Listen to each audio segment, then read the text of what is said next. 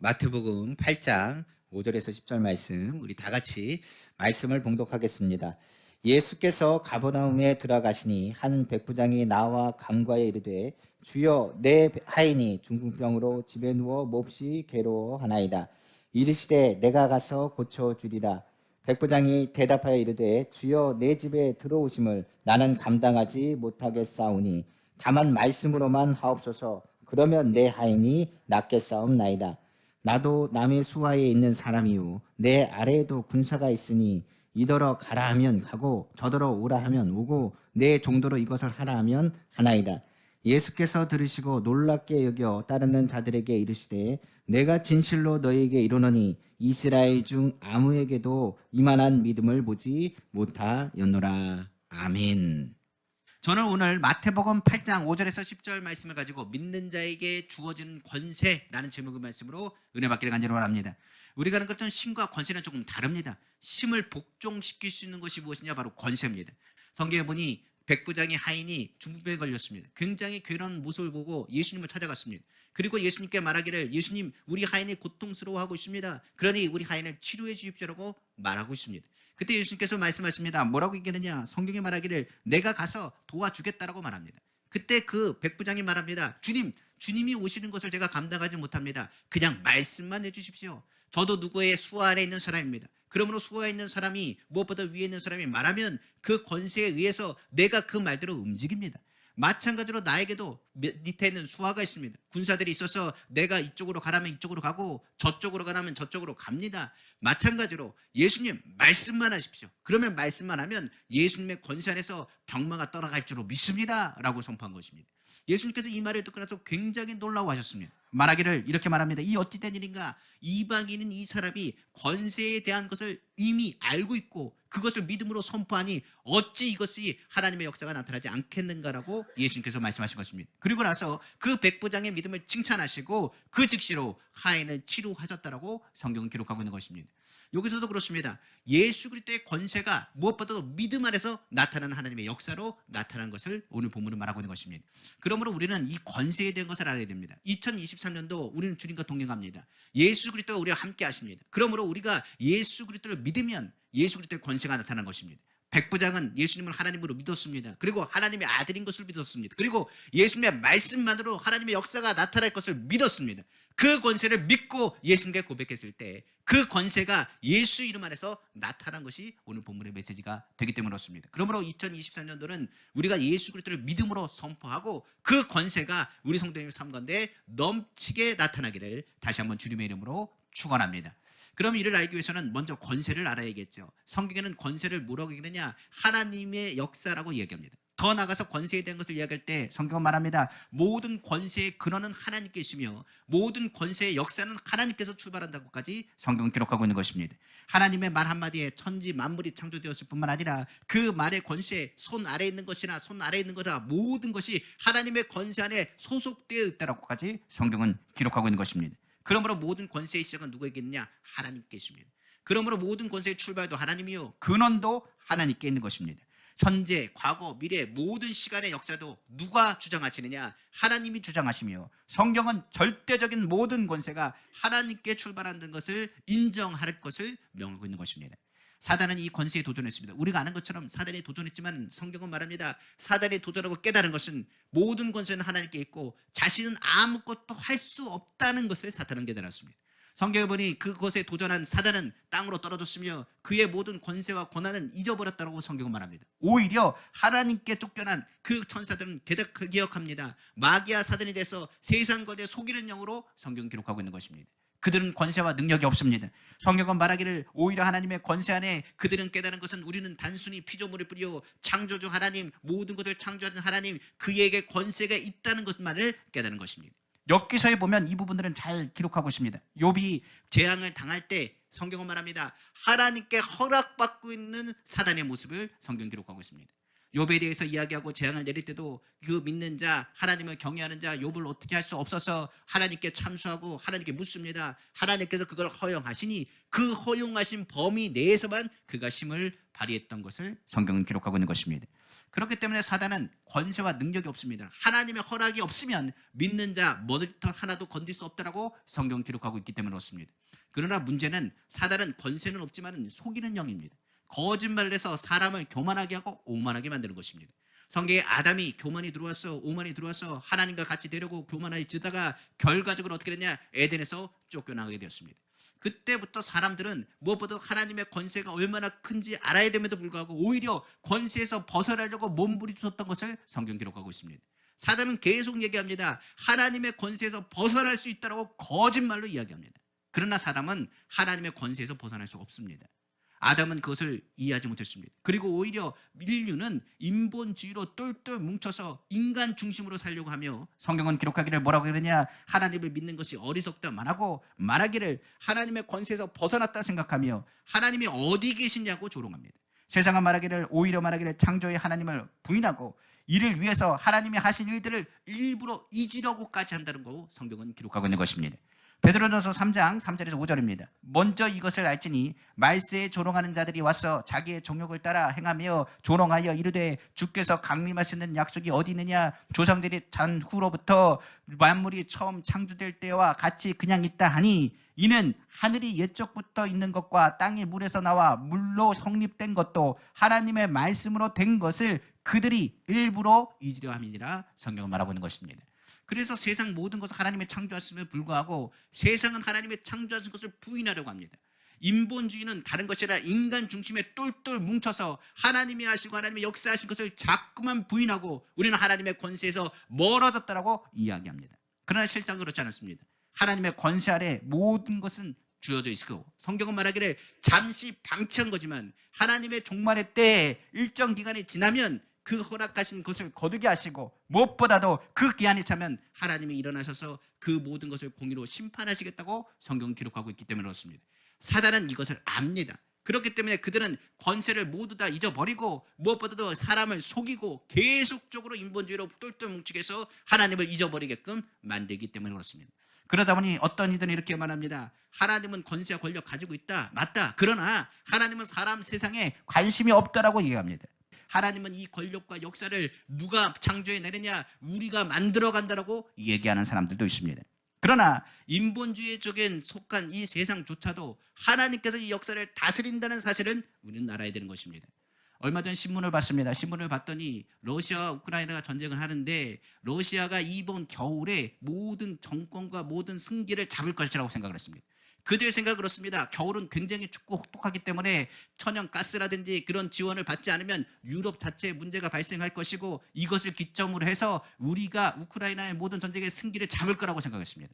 근데 얼마 전에 신문을 봤더니 유럽 날씨가 몇 도까지 올랐냐? 20도에서 25도로 올랐습니다. 그들이 추울 줄 알았더니 추운 게 아니라 아예 해변으로 뛰어들어가는 그 사진을 제가 신문지에 봤습니다. 성경을 보면 우리가 아는 것처럼 모든 것을 다스리는 하나님이십니다. 푸틴이 뭐라고 얘기했느냐? 이 전쟁은 우리가 이긴다라고 했습니다. 군사력으로도 봐도 2위에서 3위입니다. 여러 가지 상황을 보면 그들이 전쟁 가운데 이 겨울을 기점으로 해서 승리를 잡아야 되는 것이 오히려 상황적인 상황이라고 얘기할 수 있습니다. 그런데 이 모든 상황도 하나님께서 모든 역사를 주장하신 걸 알 수 있습니다. 그러다 보니 이렇게 합니다. 푸틴이 했던 모든 것이 실패로 돌아가는 게 아니겠는가라고 신문지상에 올라와 있는 것을 봤습니다. 마찬가지로 그렇습니다. 우리가 아무리 힘이 있다 능력이 있다 할지라도 역사의 모든 것을 주장하신 하나님이십니다. 우리의 나라 같은 경우도 그렇습니다. 남북이 갈라지긴 했지만 이 나라를 보호하시고 지키신 건 누구냐? 하나님이십니다. 코로나 재앙과 어려운 가운데서도 돌리시고 인도하시고 붙잡으신 건 누구의 역사냐? 하나님의 역사라는 것을 세상으로 하여금 보여주신 사건이라고 저는 생각을 합니다. 그렇기 때문에 모든 권세는 하나님이 주장하신 것입니다. 그렇기 때문에 우리가 아는 것처럼 위정자를 세우는 것도 우리는 선거와 투표를 통해 생각하지만 그렇지 않습니다. 그 나라의 나라를 세우는 사람은 그 사람이 악한 사람이 되든 선한 사람이 되든 모든 것을 주장하시는 건 누구에게 달렸냐? 하나님께 달렸다는 것을 성경 거듭 강조하고 있기 때문에 그렇습니다. 한번 성경 보겠습니다. 로마서 13장 1절 2절입니다. 각 사람은 위에 있는 권세자들에게 복종하라. 권세는 하나님으로부터 나지 않음이 없나니 모든 권세는 다 하나님께서 정하신 바라. 그러므로 권세를 거스리는 자는 하나님의 명을 거스림이니 거스르는 자들은 심판을 자치하리라. 성경은 말씀하고 있는 것입니다. 모든 권세의 주체는 하나님께 있다고 했습니다. 그러니까 인간사의 모든 것도 하나님의 관심 없다고 얘기하지만 아닙니다. 모든 역사를 주장하시고 이끄시고 인도하시는 분이 누구냐? 하나님이십니다. 나라를 세우기도 하는 것도 하나님이시고 나라의 왕을 정하시는 것도 하나님이시고 그 나라 가운데 주장하시는 분도 하나님이라는 것을 성경은 말하고 있는 것입니다. 성경 우리가 잘 아는 이야기 있습니다. 우리 느부갓네살 왕입니다. 그가 말하기를 모든 권세는 내가 나의 노력으로 모든 만물이 내게로 돌아왔다라고 얘기하면서 그런 교만하여 이야기했습니다. 자신의 능력으로 온 나라를 다스리고 통치하고 그 권세를 누린다고 그런 생각했습니다. 하나님께서는 어떻게 하셨느냐? 느부갓네살의 교만을 아시고 그를 꺾으시기로 작정하십니다. 그리고 그에게 깨닫게 하기 위해서 모든 것, 인간 나라의 궁극적인 모든 것은 하나님께서 다스리시고 모든 권세는 자기 뜻대로 부여하는 자에게 부어주심을 그로 하여금 알게 하시길 원한다라고 성경은 말하고 있는 것입니다.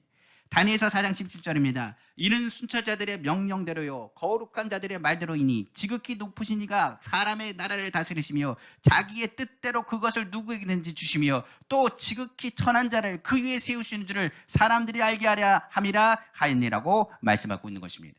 결과적으로 느부갓네살이 총명이 떠나갑니다. 그리고 나서 그가 왕국을 떠나 짐승처럼 지낸 후에 기한이 쳐서 하나님께서 그 총명을 다시 돌려보내시니 그가 왕국으로 돌아왔을 때 하나님께 찬양하여 예배하기를 모든 만물과 모든 명철과 모든 권세는 누구에게 있다? 하나님께 있다는 것을 선포하여 고백하는 대목이 성경에 기록되어 있습니다. 바로 다니엘서 4장 34절에서 37절 말씀입니다. 그 기한이 참에 나 느부갓네살이 하늘을 우러러 보았더니 내 총명이 다시 내게로 돌아온지라. 이에 내가 지극히 높으신 이에게 감사하며 영생하시는 이를 찬양하고 경배하였나니 그 권세는 영원한 권세요 그 나라는 대대에 이르리로다. 땅의 모든 사람들을 없는 것 같이 여기시며 하늘의 군대에게든지 땅의 사람에게든지 그는 자기 뜻대로 행하시나니 그의 손을 금하든지 혹시 이르기를 내가 무엇을 하느냐고 할 자가 아무도 없도다. 그때 내 총명이 내게로 돌아왔고 또 내 나라의 영광에 대하여도 내 위엄과 광명이 내게로 돌아왔고 또 나의 모사들과 관원들이 내게 찾아오니 내가 내 나라에게 다시 세움을 받고 또 지극한 위세가 내게 더하였느니라. 그러므로 지금 나 느부갓네살은 하늘의 왕을 찬양하며 칭송하며 경배하노니 그의 일이 다 진실하고 그의 행하심이 의로우심으로 교만하게 행하는 자를 그가 능히 낮추심이라 성경 고백한 것입니다. 마찬가지로 내가 예전에 어떻게 됐든 모든 삶의 역사의 주관자는 하나님이 되십니다. 그 하나님께서는 알파 오메가 되시고 처음과 끝이 되신다고 성경은 말하고 있습니다. 그러므로 모든 것은 하나님의 주권 안에 있고 하나님의 권한 안에 있으며 하나님의 권세 안에 있다는 것을 모든 만물은 들으라고 성경은 기록하고 있는 것입니다. 그 모든 것을 친히 역사하시는 것, 그것이 하나님의 권세, 모든 만물은 그 권세 안에 놓여지게 되는 것입니다. 그 권세, 그 권한된 권세를 이제는 누구에게 주셨느냐? 그의 아들 예수 그리스도에게 허락하셨다고 성경은 기록하고 있습니다. 성경은 말하기를 예수님께서 십자가 달리시고 죽으시고 부활하신 후에 사망 권세를 이기시고 부활하셨습니다. 그리고 나서 뭐라고 성경은 말하고 있느냐? 하늘에 있는 것과 땅에 있는 모든 권세를 그의 아들에게 주셨다고 말하고 있습니다. 그래서 그 아들은 무엇보다 예수 그리스도 그 아들의 이름 안에 모든 만물은 무릎을 꿇게 될 것이며 그 이름 안에 그 권세 안에 모든 만물은 복종하게 될 것임을 성경은 강조하고 있는 것입니다. 바로 빌립보서 2장 10절입니다. 하늘에 있는 자들과 땅에 있는 자들과 땅 안에 있는 자들로 모든 무릎을 예수의 이름을 꿇게 하셨다고 성경 기록하고 있는 것입니다. 이제 예수 그리스도가 모든 권세를 가졌습니다. 사단의 권세도 예수 그리스도의 권세 안에는 무릎을 꿇게 될 것이고 하늘이나 땅이나 모든 권세는 예수 이름 안에 복종하게 될 것입니다. 이제부터가 시작입니다. 그 예수 이름의 권세를 누구에게요? 믿는 자에게 성경은 허락하셨다고 기록하고 있는 것입니다. 이제 모든 것에는 예수 그리스도가 갖고 계십니다. 그리고 예수께서 하신 것은 무엇이냐? 이 땅에 오셔서 십자가 지시고 죄를 청산하시고 우리를 의롭게 하시고 하나님 자녀로서 회복하신 것입니다. 그러므로 우리가 예수 그리스도를 믿으면 우리에게도 무엇이 임하느냐? 예수 이름의 권세가 임하게 되는 것입니다. 우리가 항상 얘기하는 것처럼 권위에 대한 것과 권세에 대한 것이 조금 의미가 다릅니다. 권위는 그 위치의 회복입니다. 그런데 능력은 누가 있느냐? 그 권세 잡은 자에게 있습니다.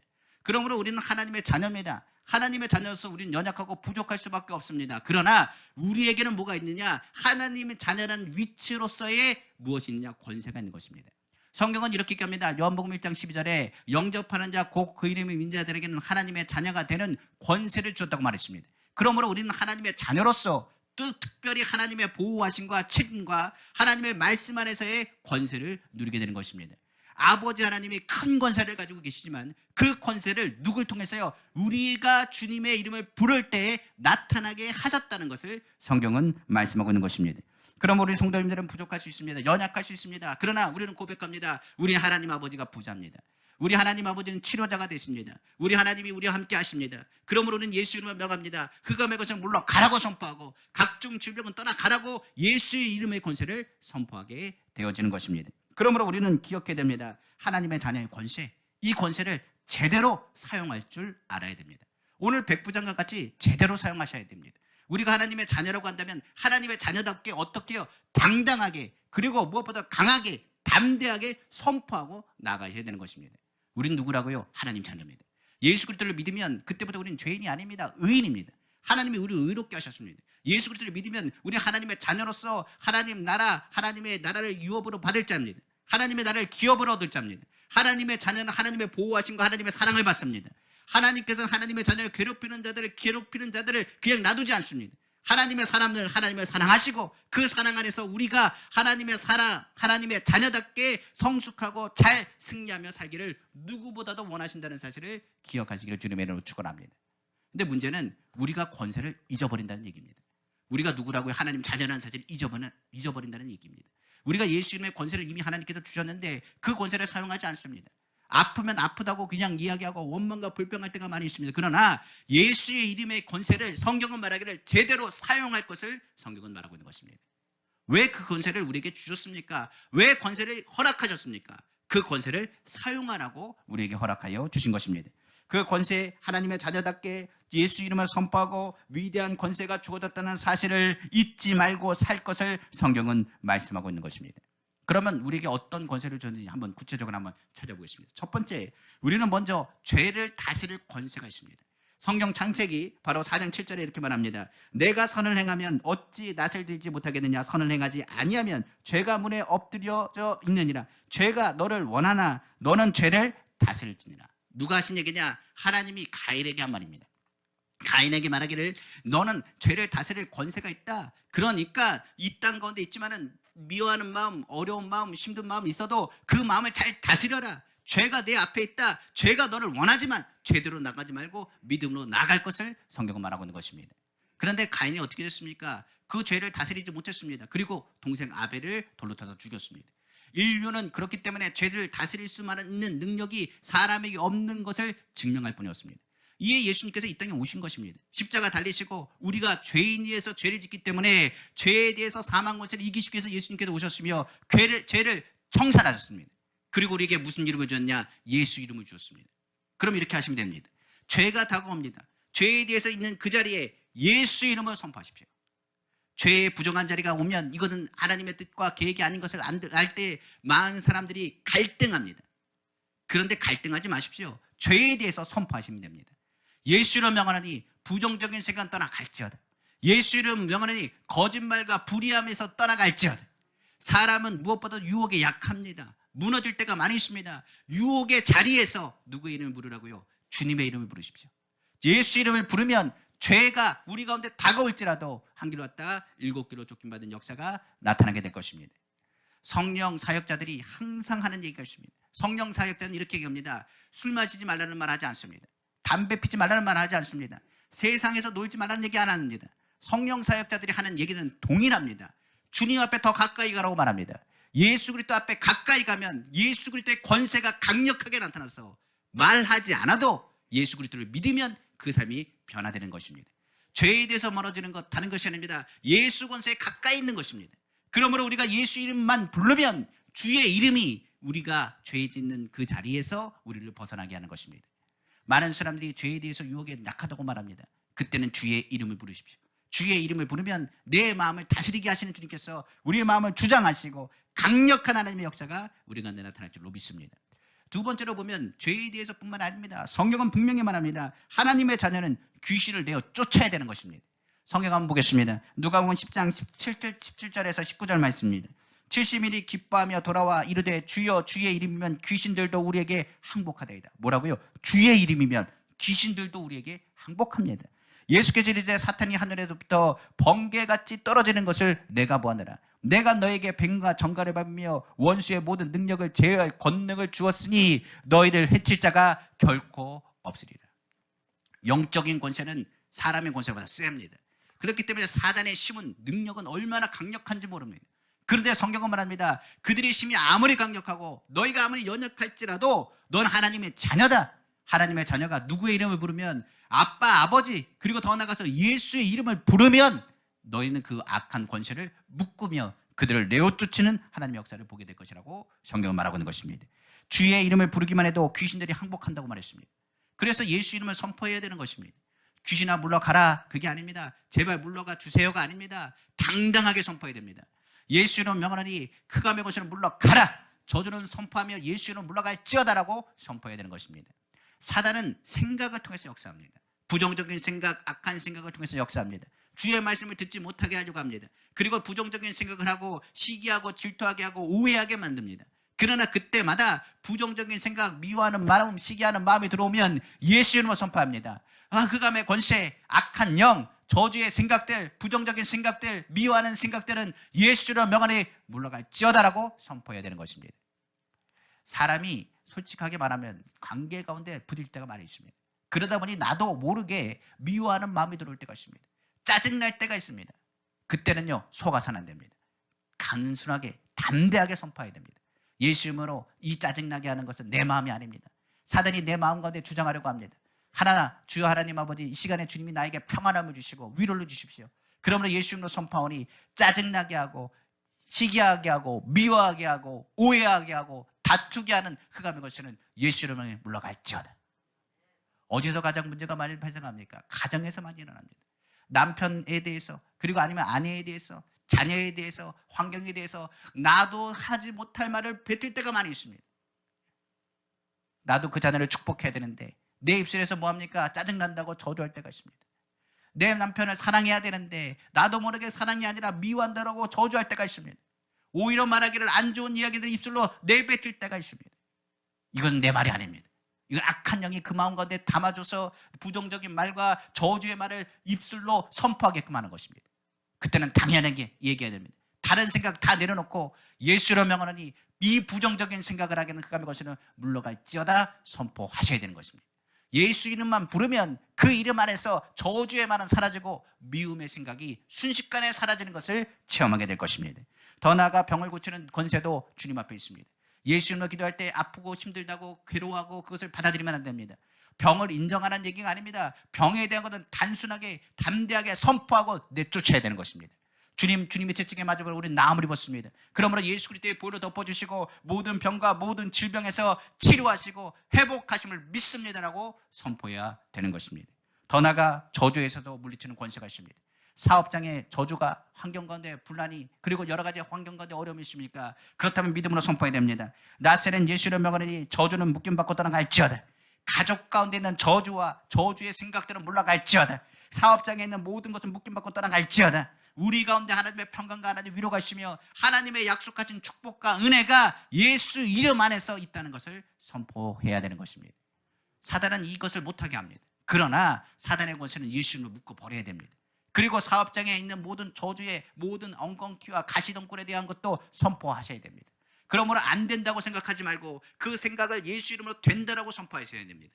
할 수 있거든 무슨 말이냐 믿는 자에게 능치 못함이 없다라고 선포하고 2023년도는 저주와 불안과 염려의 모든 삶에서 자유함 얻고 승리하며 나아가시기를 다시 한번 주님의 이름으로 축원합니다. 무엇보다도 사망 권세도 예수 이름으로 이길 수 있습니다. 성경은 말하기를 사망에 대해서 두려워하지 말라고 말합니다. 오히려 너희는 하나님 나라를 유업으로 얻은 사람이요 너희의 영혼은 이미 죄에 대해서 속량받았으며 하나님의 자녀여 영생과 복락을 누릴 하나님의 기업을 얻을 자라고 성경 기록하고 있기 때문에 그렇습니다. 그러므로 바울은 권세 있는 사망에 대해서 이렇게 대처했습니다. 바로 고린도서 15장 55절에 사망아 너희 승리가 어디 있느냐, 사망아 내가 쏘는 것이 어디 있느냐라고 선포하며 사망에 대해서 부정하고 예수 그리스도 안에서 승리를 선포했던 바울의 외침을 기억해야 되는 것입니다. 그러니까 바울은 무엇보다도 예수 권세를 누구보다도 잘 활용했습니다. 어떤 어려움이 있어도 예수 이름 안에 그 명을 물러가라 선포했고, 예수 이름 안에서 나는 승리자라고 선포했고, 예수 안에서 오늘도 좋은 일이 있다고 선포하고, 예수 이름 안에서 복음을 전할 때 병든 자가 치료함 받았으며 저주의 물고가 축복의 통로로 바뀌었다는 것을 성경은 기록하고 있기 때문에 그렇습니다. 성경은 또 이렇게 얘기합니다. 하나님 말씀에 너에게 말한 것처럼 예수 이름의 권세를 어떻게 활용하느냐에 대해서 성경은 아주 잘 설명하고 있습니다. 몇 가지나 설명하고 있느냐, 어떤 사람이 조사해 봤더니 성경에는 약 7,000가지 이상 되는 하나님의 약속의 말씀들이 주어졌다고 합니다. 그렇기 때문에 예수 이름으로 선포할 때 하나님의 말씀의 7,000가지를 선포하기만 해도 우리의 삶 가운데 하나님이 주신 복과 하나님이 주신 권세가 우리 삶 가운데 나타나게 되는 것입니다. 하나님은 자녀입니다. 하나님 머리가 되고 꼬리가 되지 않는다고 했습니다. 예수 이름으로 우리가 머리가 되고 꼬리가 되지 말게 없었어. 예수 이름으로 할 수 있습니다. 내게 능력자 내가 모든 걸 할 수 있습니다. 주님이 나와 함께 하십니다. 예수 이름 안에서 오늘 승리자입니다. 예수 그리스도 안에서 우리와 함께 하시는 주님 안에서 오늘 좋은 일이 일어납니다. 예수 이름 안에서 오늘 치료 받았습니다. 예수 안에서 오늘 승리했습니다. 믿음 안에서 약속한 것만 7,000구절이 넘습니다. 성경은 끊임없이 얘기합니다. 너가 하나님의 자녀라면 하나님의 복을 받아야 되지 않겠느냐? 내가 하나님의 자녀라면 치료받아야 되지 않겠느냐? 하나님의 자녀라면 내가 너를 도와주겠다라고 끊임없이 말씀하고 있는 것입니다. 그러니까 2023년도는 주의 말씀의 약속만 붙잡고 예수 이름으로 선포만 해도 하나님의 복과 하나님의 위로를 넘치도록 누리게 되는 것입니다. 그러므로 우리는 하나님의 자녀입니다. 우리에게는 힘이 없습니다. 그러나 큰 권세는 누가 있으니 주께 있습니다. 우리는 그 큰 권세를 가진 주님의 자녀입니다. 그러므로 우리는 말하는 모든 것에 있어서 하나님의 자녀의 권세를 선포하고 나아갈 수 있는 것입니다. 우리가 하나님의 자녀 권세 예수 이름을 가지고 선포할 때마다 그 말씀의 권세가 우리 성도님 가운데 넘쳐나시기를 다시 한번 주님으로 축원합니다. 그러니까 2023년도는 가만히 있지 마십시오. 예수 이름으로 선포하십시오. 부정적인 생각에도 선포하시고, 짜증날이 있어도 선포하시고, 괴로운 일이 있어도 선포하시고, 그리고 직장에 가서도 선포하시고, 사업장에 가서도 그냥 사업장에 들어가지 마시고 손을 딱 얹고 예수 이름으로 명하노니 하나님 이 자리는 축복의 자리입니다. 하나님의 약속의 자리입니다. 하나님 이 자리를 통해서 오늘도 축복하십니다. 하나님이 약속하신 자리, 기도한 자리, 예수 이름으로 들어가도 복을 받고 나가도 복을 받는 귀한 자리가 되라고 선포하시기를 다시 한번 주님의 이름으로 축원합니다. 그러나 여기서 한 가지 더 중요한 상황들을 이야기 드리려고 합니다. 하나님이 허락하신 예수 이름의 권세. 그럼 많은 사람들은 얘기할 겁니다. 예수 이름의 권세를 뭘로 생각하느냐? 도깨비 방망이 정도로 생각할지도 모르겠습니다. 그러니까 힘이 되면 주님 너무 힘듭니다. 하나님 도와주십시오. 그런데 예수 이름의 권세라는 자체가 우리가 아는 것처럼 우리에게 힘이 있는 게 아닙니다. 이 권세는 내가 자발적으로 만들어진 힘이 아닙니다. 그 권세는 뭐라고요? 우리가 예수 그리스도를 믿음으로 하나님의 은혜로 위임받은 권세입니다. 우리가 그 사실을 좀 오해 안 했으면 좋겠습니다. 성경에서 말합니다. 많은 그리스도인들이 하나님의 자녀로 태어났고 권세 있는 자리에 있지만 이 권세는 하나님께서 우리에게 관리하는 차원에서 주신 것임을 알아야 됩니다. 내 능력으로 만들어진 권세가 아니란 얘기입니다. 내 힘과 내 의로 이루어진 권세가 아니라는 사실을 잊지 말아야 됩니다. 이거는 어떻게 보면 권리자의 신분인 우리에게 하나님께서 맡겨주신 권세란 사실입니다. 위임한 겁니다. 그럼 오늘 본문 다시 한번 생각해 봐야 됩니다. 백부장의 고백을 한번 다시 한번 들어보십시오. 저에게도 뭐가 있다고요? 권세가 있습니다. 그러나 내가 남의 수하에 있어서 로마 황제, 그렇죠? 로마 황제의 권세에 의해서 복종하고 있습니다. 나도 그 권세를 이어받아 그 권세를 활용할 수 있습니다. 내 밑에 있는 군사들도 내가 그 권세 안에서 그들에게 말하면 가라면 가고 오라면 옵니다라는 이야기입니다. 이 얘기는 뭘까요? 로마 황제의 권세가 뭐합니까? 자기에게 백부장의 권세를 위임한 겁니다. 그러니까 한마디로 얘기하면 로마 황제가 백부장으로 임명한 겁니다. 백부장으로 임명했을 때 그는 100명과 상대할 힘은 없지만 100명을 부릴 수 있는 권세가 그에게 주어진 겁니다. 근데 생각해 보십시오. 그 권세는 백부장으로서의 권세입니다. 그 이상을 넘어가면 안 됩니다. 그 권세를 가지고 다른 말 하면 안 됩니다. 예를 들어서 자기가 백부장이 됐다고 그 권세를 가지고 로마 황제에 대항한다고 한다면 로마 황제의 권세가 그의 권세를 빼앗을 겁니다. 그 권세는 어느 때 그 권세가 활용되느냐? 로마에 충성하는 백부장이 되었을 때 그 권세가 활용됩니다. 그럼 마찬가지로 그렇습니다. 하나님 나라의 그 권세, 자녀의 권세는 어떻게 해서 활용되느냐? 하나님의 자녀답게 살 때 그 권세가 활용되는 것입니다. 예수님께 권위에 대해서 물었습니다. 누가요? 율법학자들, 바리새인, 대제사장이 말합니다. 예수님한테는 말씀할 때마다 많은 사람들이 말하기를 예수님 말에는 권위가 있고 권세가 있다고 말합니다. 그런데 당신들이 가르칠 때는 권세가 없다고 말합니다. 왜냐하면 예수님이 말하면 하나님의 역사가 이루어지기 때문에 그렇습니다. 어떤 이가 말합니다. 예수님이 그 권위가 어디서 왔습니까? 라고 묻습니다. 그때 예수님께서 이렇게 말씀하십니다. 내 대답을 너희가 말해주면 내가 그 권위가 어디서 왔는지 대답해 줄게 라고 말합니다. 그러면서 말하기를 침례 요한의 권위가 어디서 왔느냐? 하늘에서 온 거냐? 땅에서 온 거냐? 묻습니다. 그때 그들이 고민하여 생각합니다. 하늘에서 왔다고 하면 하나님의 권세에 대해서 우리가 부정한 것이고, 땅에서 왔다고 하면 침례 요한을 선지자로 생각하기 때문에 선지자의 외침을 듣지 않은 우리가 부정하다 할 것이니 이러지도 못하고 저러지도 못하여 말하기를 예수님 어디서 그 권위가 나타났는지 우리는 알지 못합니다. 예수님께서 말합니다. 난 너희들에게 그러므로 말할 것이 없다라고 말하시고, 그리고 나서 그의 제자들과 그를 따르는 무리에게 권위에 대한 것을 분명히 말씀하십니다. 제가 새벽에 설교하면서 이야기한 얘기죠. 첫째 아들에게 말합니다. 포도에 가서 일하라 했더니 그 아들이 뭐합니까? 아니, 네 하겠다고 하면서 가지 않습니다.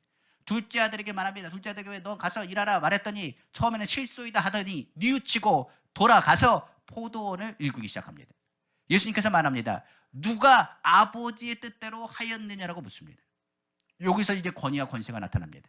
중요한 것은 첫째와 둘째 아들에게 포도원을 물려준다고 할 때 누구에게 포도원을 물려준다고 생각하겠습니까? 많은 사람들은 장자니까 첫째에게 물려준다고 생각할지 모르겠습니다. 그런데 둘째가 그 자리에서 포도원을 열심히 일구고 가꾸는 모습을 많은 사람들이 봤을 때는 뭐라고 얘기하느냐? 이야기할 겁니다. 아무리 장자로 할지라도 둘째가 순종하고 둘째가 포도를 잘 가꾸고 가꾸는 그 모습을 보면서 그들은 얘기합니다. 그에게 권리가 있다라고 얘기할 겁니다. 그게 권세입니다. 우리가 하나님의 자녀라고 한다면 하나님의 자녀답게 살아야 그 권세가 나타나는 것입니다. 우리의 삶 가운데 하나님의 자녀답게 살지도 않고 하나님 뜻대로 살지도 않고 마음대로 살면서 믿음 없이 예수 이름으로 선포한다고 해가지고 그 예수 이름의 선포가 나타나냐? 아니란 사실입니다. 아까 얘기했습니다. 권세는 선포해야 됩니다. 하나님 자녀이기 때문에 선포해야 됩니다. 그런데 아까 얘기한 것처럼 하나님 자녀답게 살아야죠. 우리가 항상 이야기하지만 하나님의 자녀의 권세를 가지고 선포합니다. 병든 자에게 손 얹으면 난다고 했습니다. 왜 안 날까요? 왜 우리 사업장에 기도했는데 왜 사업장에 변화가 일어나지 않습니까? 왜 나의 삶에 좋은 일이 있다고 선포하는데 좋은 일이 일어나지 않습니까? 라고 물어본다면 우리가 인정받고 있는지를 바라봐야 됩니다. 하나님이 나를 하나님의 자녀로 인정하는가? 더 나아가서 세상이 우리를 바라볼 때 하나님의 뜻대로 살고 있느냐라고 물었을 때 우리의 모습을 점검해 봐야 된다는 것입니다. 성경에 보면요, 예수 이름을 남발하는 사람들이 있습니다. 마법사들 그리고 요술사들조차도 뭐 하느냐? 예수 이름으로 귀신 쫓겨나는 걸 보면서 바울이 한 행동을 보고 이렇게 얘기합니다. 우리도 예수 이름으로 선포하고 나가야겠다. 성경에 보면 유대인의 제사장이었던 한 어떤 가정의 아들 7에 그들이 예수 이름으로 악기를 내어 쫓는다고 하다가 오히려 낭패를 본 사건이 있습니다. 한번 성경 보겠습니다. 사도행전 19장 11절에서 16절 말씀입니다. 하나님이 바울의 손으로 놀라운 능력을 행하시니 심지어 사람들이 바울의 몸에서 손수건이나 앞치마를 가져다가 병든 사람에게 얹으며 그 병이 떠나고 악기도 나가더라. 바울의 흔적만 봐도요, 귀신들이 뭐합니까? 벌벌벌 떨고요 도망가는 겁니다. 이에 돌아다니며 마수라는 어떤 유대인들이 시험삼아 악기 들린 자에게서 주 예수 이름을 불러 말하되 내가 바울이 전파하는 예수를 의지하여 너에게 명하노라 하더라. 그 사람들이 뭐 하느냐? 그 예수 이름을 선포하고 남발하기 시작하는 겁니다. 근데 무슨 역사가 일어날까요? 분명 역사는 일어나지 않습니다. 한번 성경 한번 더 보겠습니다. 보니까 유대인의 한 제사장, 그 마법사 중에 한 그룹에 있는 사람 중에 하나일 것입니다. 제사장 스게와의 7 아들도 이 일을 행하더니 악기가 대답하여 이르되 내가 예수도 알고 바울도 알고냐 너희는 누구냐 하며 악기 들린 사람이 그들에게 뛰어올라 눌러 이니 그들이 상하여 벗은 몸으로 그 집에서 도망하는지라. 악기는 압니다. 뭘 안다고요? 예수 권세의 두려움을 압니다. 그리고 하나님의 자녀의 권세의 두려움도 압니다. 그런데 악기가 뭐라 그랬냐? 이 스게와의 7 아들을 향해서는 내가 예수 권세도 알고 바울의 하나님의 자녀의 권세도 아는데 넌 도대체 누구냐? 넌 무슨 권세로 예수 이름을 선포하느냐? 라고 얘기하는 거예요. 중요한 것은 우리가 하나님의 자녀라고 안다는 것, 우리가 믿음으로 선포하는 건 중요한 일입니다. 그러나 중요한 것은 내가 먼저 하나님의 자녀답게 살지 않고서는 아무 영향력을 끼칠 수 없다는 사실이에요. 그러니까 무슨 일을 하기 전에 우리는 뭐부터 해야 될까요? 기도부터 해야 됩니다. 우리가 사업장을 축복합니다. 그냥 사업장을 축복하여 주옵소서 예수 이름으로 선포합니다. 안 하는 것보단 낫겠죠. 그러나 우리가 그 가운데 이르기 위해서는 하나님의 역사가 나타나야 됩니다. 성경은 말합니다. 병든에게 손을 얹으면 나으리라. 야고보에서는 분명히 이야기합니다. 의인의 간구하는 기도라고 있습니다. 무슨 기도라고요? 악인의 기도가 아닙니다. 의인의 간구하는 기도예요. 믿는 자의 기도를 하나님께서 들으신다는 겁니다. 우리에게 믿음이 있어야 됩니다. 하나님이 우리의 아버지 되시는 것, 그리고 예수 그리스도가 우리의 십자가에 죽으시고 부활하실 뿐만 아니라 우리 가운데 축복의 그런 데는 권세가 있다는 것을 믿어야 됩니다. 오늘 누구처럼요? 백부장처럼요. 성경에 뭐라고 합니까? 이스라엘 중에 이 백부장 같이 나의 권세에 대해서 믿고 믿음으로 나아가는 사람이 과연 얼마나 됐겠느냐? 내가 이스라엘 중에 이렇게 큰 사람을 본 적이 없다. 이렇게 큰 믿음을 가진 것을 본 적이 없다라고 이야기하고 있습니다. 오늘 주님 말씀하십니다. 우리 안에 누가 있어요? 예수 그리스도가 계십니다. 이걸 믿으면 권세가 나타납니다. 주님이 우리와 함께 하신 것을 믿습니까? 그 믿으면 권세가 나타납니다. 우리가 믿음 없이 그냥 예수 이름으로 선포한다고 하나님의 역사가 나타나는 게 아닙니다. 믿음으로 선포해야 됩니다. 병든 자를 선포할 때는 치료받을 것을 믿고 선포해야 됩니다. 사업장을 바라볼 때도 풍랑이 불고 어렵더라도 하나님 아버지 이 사업장을 축복하실 것을 바라보고 믿음으로 선포해야 됩니다. 믿음은 예수 그리스도가 먼 데 있는 게 아닙니다. 예수 그리스도는 내 안에 거하시고 내 안에서 역사하심을 기대하고 바라보는 것입니다. 우리는 하나님의 자녀입니다. 죄를 고백하고 믿음으로 나아가야 됩니다. 하나님의 말씀 안에서 선포해야 되는 것입니다. 그럼 이렇게 생각하실 수 있습니다. 하나님의 자녀입니다. 그런데 우리에게는 뭐가 있다고요? 우리의 권세에는 한계가 있습니다. 우리는 위치는 하나님의 자녀입니다. 그러나 큰 권세는 하나님께 있고 그 권세를 위임받은 겁니다. 우리는 우리의 능력으로 무엇을 하는 게 아닙니다. 예수 그리스도의 이름으로 그 능력으로 선포하는 것입니다. 하나님 나라를 위해서 주의 일을 감당할 때 하나님께서는 그 권세를 우리에게 부어주십니다. 하나님의 능력이 나타나는 것입니다. 그 권세를 가지고 우리의 이기적인 마음, 우리의 유익을 위해서 거하면 응답받을 수가 없습니다. 너희가 정욕으로 거하면 두 마음을 품고 거하면 응답받을 것 생각하지 말라고까지 성경은 기록하고 있기 때문에 그렇습니다. 어느 사람은 이렇게 기도합니다. 저 사람이 나를 속상해합니다. 저 사람 망하게 해주십시오. 하나님 저 사람이 나를 너무 괴롭힙니다. 손모가지를 부러뜨리든지 다리를 부러뜨리든지 어떻게 좀 만들어 주십시오. 하나님 저 사람이 저렇게 사는 것이 말이 됩니까? 저 사람 때문에 내가 너무 피해를 많이 보고 있습니다. 저 사람 하나님이 살아계시다면 저 사람을 어떻게 좀 해주시길 바랍니다. 내가 그럼 주님 믿겠습니다. 하나님께서 허락하지 않는 기도입니다. 스데반이 뭐라고 기도합니까? 저들이 저들의 죄를 알지 못합니다. 저들의 죄를 용서해달라고 기도했습니다. 주님이 주는 권세는 죽이는 권세가 아닙니다. 살리는 권세입니다. 주님이 주는 권세는 능력의 기도요. 없는 것을 있는 것이 부리면서 그로 하여금 뭐하게 하고 하나님 앞에 하나님 나라를 확장케 하는 권세요 능력이라고 성경은 말하고 있는 것입니다. 한마디로 말하면 한국교회가 요즘 권세가 사라졌다고 합니다. 그것은 하나님의 말씀대로 그 뜻대로 행하지 않았기 때문입니다. 만약 주님의 뜻대로 선을 행하고 그 말씀하신 대로 선한 대로 살고 있다면 세상의 권세가 절대로 교회를 이기지 못합니다. 우리가 주의 일들을 감당할 때, 주의 선한 사마리아인이 될 때, 주의 말씀 안에서 좋은 일을 감당하고 선한 일을 감당할 때 교회는 세상 가운데 뭘 갖게 되느냐? 절대적인 주님의 권세와 그 권세의 능력을 발휘하게 되는 것입니다. 우리에게 준 권세, 무한한 권세 아닙니다. 절대 권세는 하나님께 있습니다. 그 권세를 우리는 위임받는 것입니다. 우리가 주의 일을 할 때 주의 일들을 감당하는 것입니다. 그 권세를 가지고 자기 유익을 가지고 자기 이득을 위해서 구하는 기도는 권력 남용입니다. 권력을 남용하면 어떻게 합니까? 그 권세를 잃어버리게 되는 것입니다. 예를 들어 나라 일을 하는 사람들도 국민이 주는 힘의 범위 안에서 일을 해야 됩니다. 만약 그 이상의 권력을 자신의 이익을 위해 행사한다면 권력 남용이 되어서 권세도 내려놓게 되고 그가 가지고 있는 자리에서도 물러나야 되는 것입니다. 마찬가지로 그렇습니다. 우리가 주는 권세는 살리는 권세입니다. 선한 일을 하라고 주님께서 주신 것입니다. 성경에서 말한 것처럼 우리가 예수 믿으면 하나님의 자녀답게 하나님이 정하신 그 범위 안에서 넘어가면 안 됩니다. 하나님의 말씀을 넘어서 교만하게 행동해서도 안 되고, 하나님이 주신 권세에 대해서 살리는 일 외에 저주하고 죽이는 자리가 있다면 그 자리를 떠나셔야 됩니다. 참소하는 것은 누구라고요? 사단입니다. 마귀에게 속아서 그 권세를 남발하지 말고 오직 주의 말씀을 붙잡고 주님의 권세를 활용하여 승리하시는 우리 귀한 성도님 다 되시기를 주님의 이름으로 축원합니다. 기도하겠습니다.